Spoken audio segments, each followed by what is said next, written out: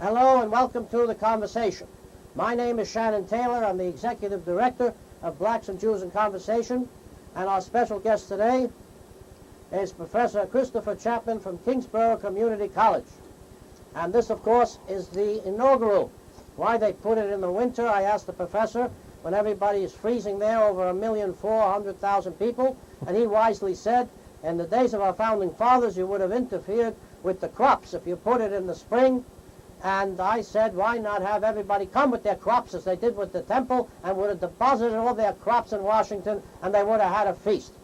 The professor is from the Department of History and Justice at Kingsborough College. He was a detective. He was honored as the Officer of the Year. And he's bringing students tomorrow, right after the inaugural, his whole class on criminal justice to the criminal court, to the Supreme Court in Kings County.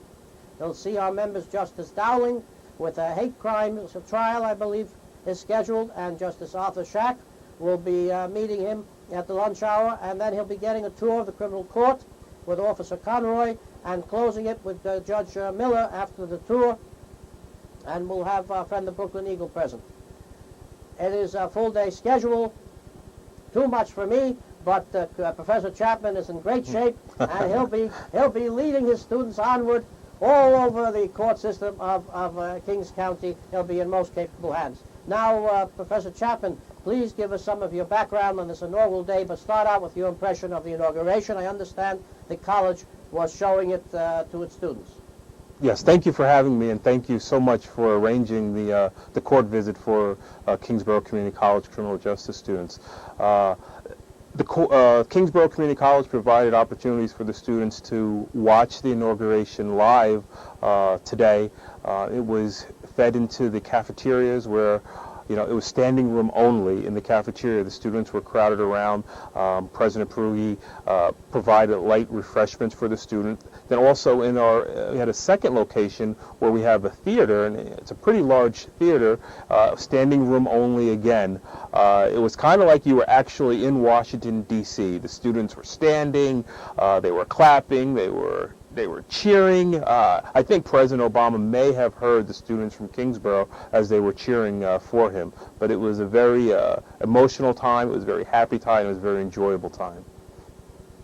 Are you all psyched for coming over tomorrow? Are you all set? How many students are going to come, and what are their backgrounds?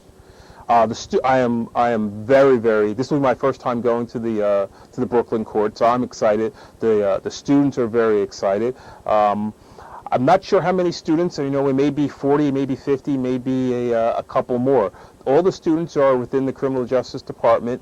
They're in my crime and delinquency class, so we're talking about crimes and punishment, why do individuals commit crimes, and what are the punishment for the crimes, and do the punishment actually always fit the crime that the person engaged in?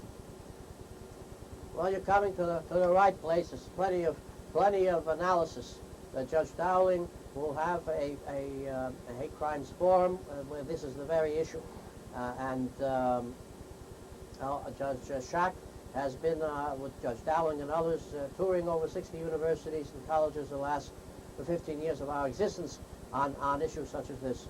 And the criminal court, you'll have arraignments, you'll have the jury parts, and then, of course, you can raise whatever questions you like.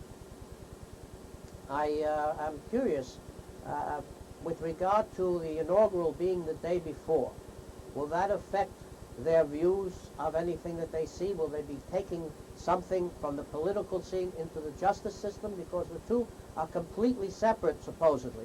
It's supposed to be a separation of powers, a separation of systems, the one curbing the other sometimes trying to muscle in on the territory of justice.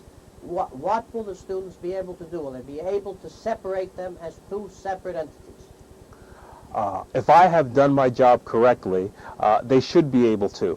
But again, it's like heads and tails of the same coin. I tell the students, we teach the students that there's three distinct branches of government where the courts are a part of the judicial branch, and it's their job to interpret the law while the executive branch's job is to enforce the law. some of the students believe, and I believe to some degree, that that it's really not an equal share of power, because the judicial branch of government has no power to go out and to arrest anyone.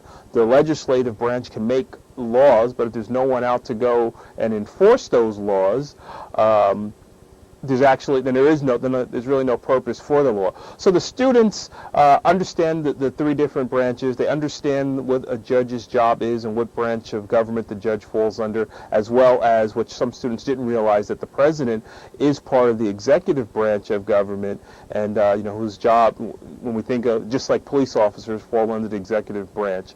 But talking about the election, I think a lot of citizens believe that things are going to change overnight. They think that when we have a new president, that things that they're displeasing in the past overnight are going to change, and that's not reality. That's not going to happen. Things aren't going to change overnight. It's going to be a slow, steady process. But the students are excited to go.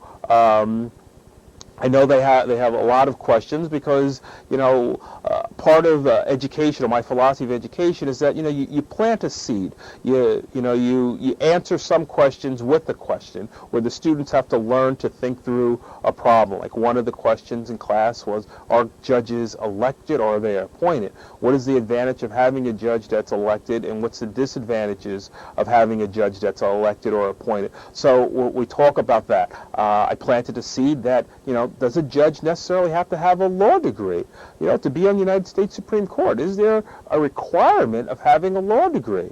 If you don't need a law degree to be on the United States Supreme Court, if you just merely need to be recommended by the president and confirmed by the Senate, in New York, do you have to have a law degree? So the students have a lot of questions. They have done some research, so they're excited about the tour tomorrow. That's wonderful, because the judges are excited to meet them. They always are. And we remember fondly when we were at Kingsborough Community College a number of years in a row in the 90s, and we met with people of nationalities of over 150 countries. I understand from you it's the same. It hasn't changed. And people in the courts are from all different countries. But remember to ask all the questions. The judges are there in several forums, not just for you to witness the proceedings, but to answer your and your students' questions. And there's, as you said, the public courts. There's a criminal justice center, drug court, juvenile, domestic violence, all new courts that have come up under Chief Justice Kay preceding, the new Chief Justice Jonathan Lippman, very much involved with that. We extend our hearty mazel tov to Chief Justice Lippman. Congratulations, and a most wonderful world of success ahead for him. And he's been a tremendous supporter of our organization, as has Chief Justice Kay. And it's in the honor of these judges that this dialogue proceeds, because as the administration is coming to Washington stands for, dialogue is what is essential. And going along those lines, we just had Martin Luther King on the Martin Luther King Day. Does Kingsborough Community College have any proceedings in memory of that day? Are you coming to the courts because of the scheduling of Martin Luther King? Like last year we went to Seton Hall, or is it because of the inaugural, or is there any special significance to the timing of tomorrow? No, there's no special significance of the timing of tomorrow. It's just that it fit best with our curriculum and our schedule. I didn't want to go in the beginning of the semester where the students didn't have any foundation and it was just a show. I wanted the students to have some foundation of understanding crime, understanding punishment, understanding what the role of a judge is. What is the role of a judge? By having that foundation, they're able to critically analyze things that they see. They're able to formulate questions, and they're able to have a better understanding of the process. I reject a lot of simple assignments because the process. I think your name is not. You have to send an email with your subject line has to be correct, because if you want to be within the criminal justice system, it's a lot about process, and it's the small things. It's the small things where cases can be dismissed because you don't follow the process. So the timing is great, but it was just by chance. It wasn't that I'm a great planner. It's just that this so happened that this was the best time to visit the court. Nothing is by chance. Everything is made to be by tremendous fate. And the reason I asked the question is that since by and large you say it's by chance, then there's no reason for you not to come back and come back again to other forums and not be bound by a particular holiday or a particular momentous event. Our chair people, Judge Thompson, William Thompson, and Judge Jerome Hornblass, and there's William Douglas, chairman of the Franklin-Williams Commission of Minorities from the Courts. We all planned events that had no correlation to particular memorials, as well as using those days for springboards to particular dialogues. When Virginia Fields, as borough president of Manhattan, had her first honoring of Dr. King on that day, we organized 8 jurors to come to the Martin Luther King Junior High School to spearhead that dialogue. So I look forward to your next visit when it's at random. Now, what kind of person gets honored as Officer of the Year as yourself? What were they looking for Officer of the Year when you were a detective in narcotics? Was it the amount of arrests? Was it the honor in the arrest? Because the narcotics is the courts. Most crime that comes into the courts has some tie to narcotics. You must know that. So give us a little briefing on that history. I think it was the total package, if I can pat myself on the back a little bit. It's not just making arrests, because I think any police officer can go out and they can arrest someone, but it's the manner in which the arrests are made. Are the arrests made legally? Are you not violating someone's Fourth Amendment rights or any of their constitutional rights? Because again, I always tell the students that it's law enforcement's job to protect individuals' constitutional rights, and we look at behaviors, not attitudes, and sometimes police officers have a hard time distinguishing between a behavior and an attitude. So it's the whole package. It's the number of arrests that were made, different operations, drug operations and drug raids, or number of arrests of drugs from individuals that I purchased. The packaging of the cases, presenting of the cases to the grand jury, and presenting the cases to the judges, or presenting the cases to a jury in a manner in which they can understand, where you can relate the information to a jury in a manner in which they can understand, and letting them know that it's not like watching CSI or not like watching one of the other many law enforcement shows where a case is solved in 20 minutes. Some of the jurors had a hard time understanding, if the person sold me drugs a year ago, why did it take a year or a year and a half to arrest the individual? So you had to explain that, if I was going to buy drugs from a large number of individuals, I couldn't arrest the person right afterwards, or else I wouldn't be able to buy from their friends or their family or other people that are engaging in the drug industry. So we explained that in every one of the cases where I testified, the defendants were found guilty. And at the time, there were no plea bargains, because we had mandatory sentencing, meaning that if you sold drugs within a school zone, at the time you went to jail automatically. I believe it was either 3 years or 4 years automatically. So special drug courts were established just specifically to hear these cases. Are you going to focus on narcotics when you come to visit the courts, or are you looking for some other type of crime or crime in general? We're looking at crime in general. It was interesting. One of the assignments that I gave the students was a hypothetical case.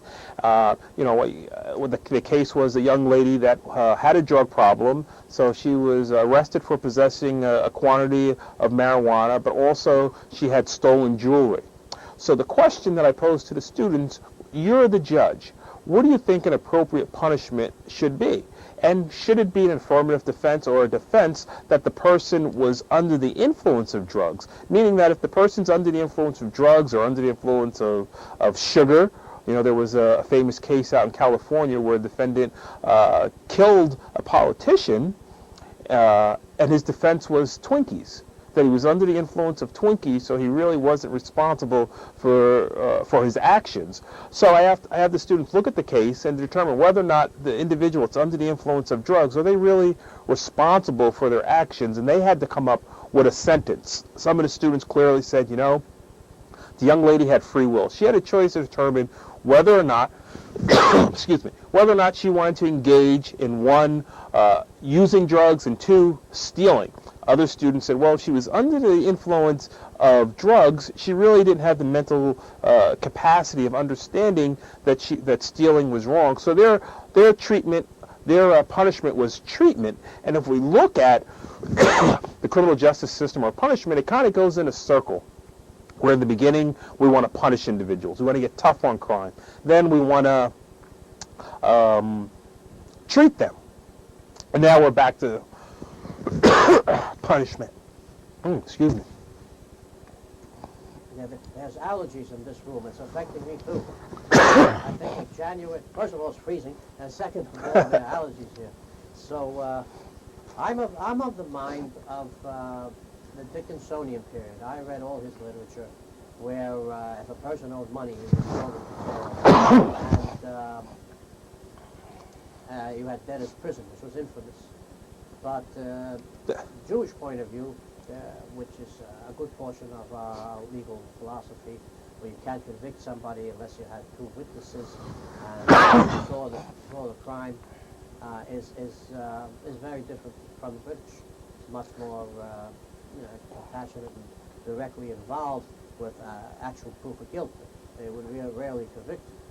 And so we have reached a sort of medium, I think. But you asked that of the judges.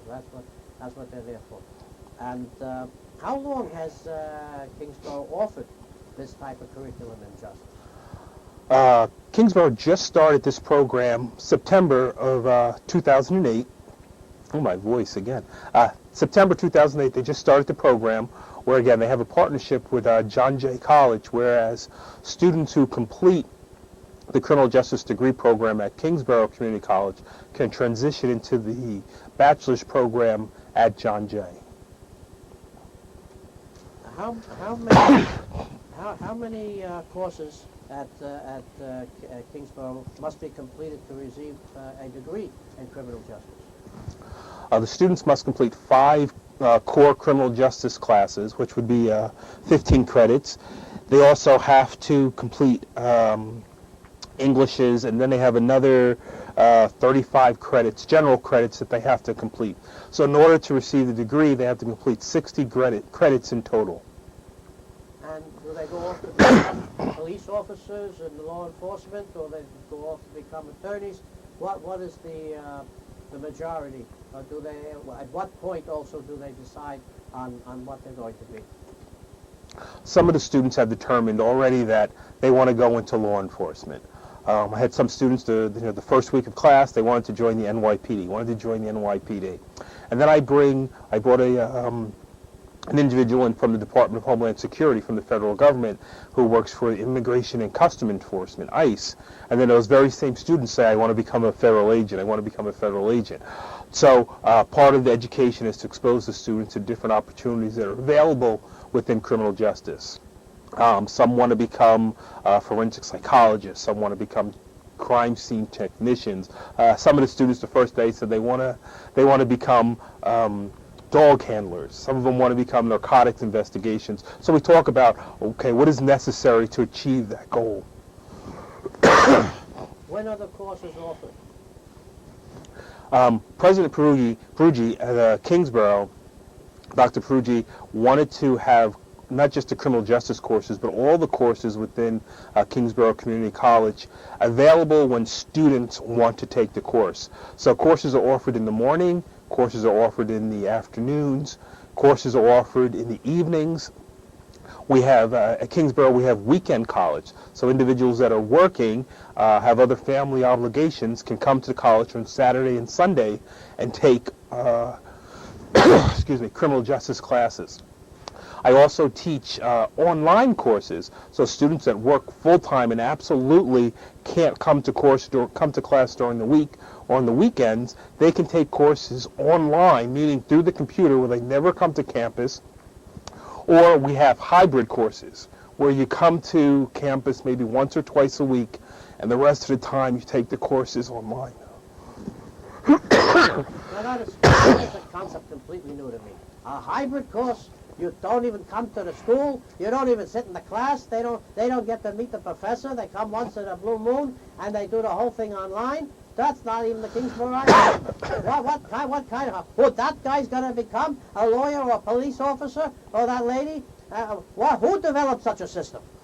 Yeah, it's interesting that you say that, because a lot of people say, online, but if you think about technology, there are courts where I talk about prisoners. Their pastime in jail is suing the government, filing appeals, not because they think they're going to win. They got soup. The soup was cold, or the pillows weren't fluffy enough, so they sue the government. They file a motion, not with the intentions of winning, but of going on a trip, getting out of their cell and going to the court to talk to someone different. But now a lot of judges, a lot of jurisdictions are having video arraignments where the prisoner never has to leave the jail. So through a teleconference. So you think about it, if we're using technology in the criminal justice field, we're using technology in every part of society, we should prepare students to use that medium. So online courses it's a new concept where students, I see them walking around all the time with these text messaging, so they're computer literate already. So it's up to us, and you say us, not that I'm that old, but I've been around a couple decades. It's up to us to keep pace with the students and to engage the students. So if online learning is convenient for them as a new means of technology, if it's convenient for them because they have a family, they have kids, they work full time, but still they want to pursue their education, then come to Kingsborough, because we have a program and we have a time where you can take classes that are convenient for you. I'll let that pass for now, because you're in distress. You're so lucky you're in distress, or I would have stayed on it. I don't want anybody to think that I'm deliberately keeping you in distress, because I'm suffering the same malady. We're not allowed to bring liquid into the studio. We cannot bring water in here or anything like that, and I'm the only one here, so I can't leave. So we're gonna proceed full speed ahead, but I'm gonna let that hybrid thing go right now. But I'm bringing it up tomorrow when I see you and the students. So what type of courses can an individual have for types of careers? In other words, what other types of careers, based on all the different courses they're going to take at Kingsborough, that one can leave Kingsborough with? With a criminal justice degree, the opportunities within the criminal justice field are endless. From private security to working with ATF, working as a bailiff in the court, working for either as an agent with the Secret Service or working as a uniformed officer within the Secret Service. What about the FBI or Homeland Security? FBI, Homeland Security, and each one of these organizations have different education requirements. While the FBI may require a 4-year degree, there are students that I've helped fill out applications for positions where they're qualified now without completing their degree with the Department of Homeland Security. I talk to students about the Postal Police. The Postal Police is a federal law enforcement organization where they have jurisdiction throughout this whole country. So a lot of students don't think about that. The Federal Protection Service, any building where the federal government is doing business comes under the auspice of the Federal Protective Services. So you have the Social Security Administration, you have welfare, courthouses. The Federal Protective Services provide security. You have the U.S. Marshals, you have police departments, you have counselors, you have attorneys, you have special agents, probation and parole. Hopefully we talk to the students and do you think, how does a judge determine a sentence? Does a judge just automatically come up with a sentence, or are there individuals that produce pre-sentencing reports that make recommendations so they can do jobs there? I have also some students, there's organizations, there's so many languages that are spoken at Kingsborough. I'm amazed every day when I go into class and I put my ear on and I listen to the different languages that the students are speaking, and I tell them, I say, being that you can speak 2 and 3 different languages, you are a very valuable resource that the federal government needs, where you can provide translations. You can be a translator in a court. You could work for the United Nations doing translations. You know, you take a test, they test your proficiency in the language. You can sit on wiretaps. If law enforcement agencies are listening to conversations and it's a language that's not familiar to them, you know, they hire individuals that can speak multiple languages. So the opportunities, court clerks, that for a student that completes a criminal justice degree are endless, and we, you know, help them with that transition. We help guide them and letting them know the advantages and disadvantages of each one of their careers. Thank you. I note that it was a federal postal inspector, armed, that shot Saeed Nosser after he had just murdered Rabbi Meir Kahana, happened to have been present, and we had chased Saeed Nosser into the street when we first became aware on November 5th, 1990, of the federal armed police. And the Hispanic postal inspector who got shot in turn, this was the first Al-Qaeda attack in America, was never honored. And he actually stopped this terrorist, and he remained in jail through the first attack on the World Trade Center. And because he stayed in jail, they had these records to go then and get the rest when they finally tried the blind shake. When a minute or two remaining, please tell us about your family, your wife and your child. How do they must be very happy that you've left being a detective, however much honored, and become a distinguished professor. Well, I have a lovely, lovely bride of 3 years.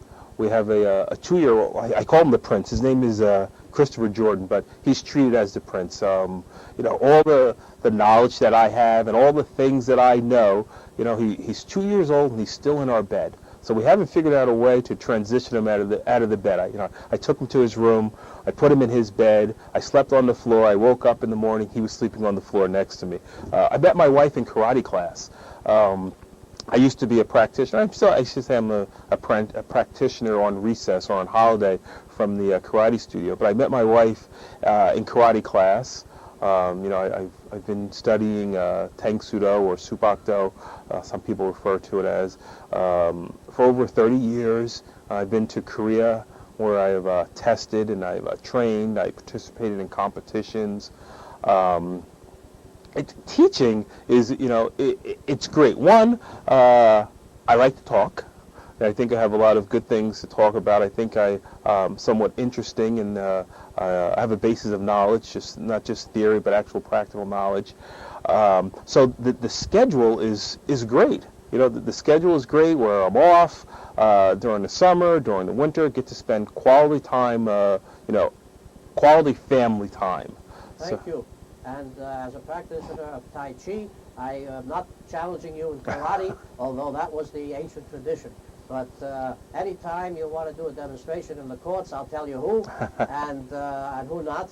And we look forward to seeing you and your students as soon as possible. From Blacks and Jews in Conversation, Shannon Taylor and Professor Chapman.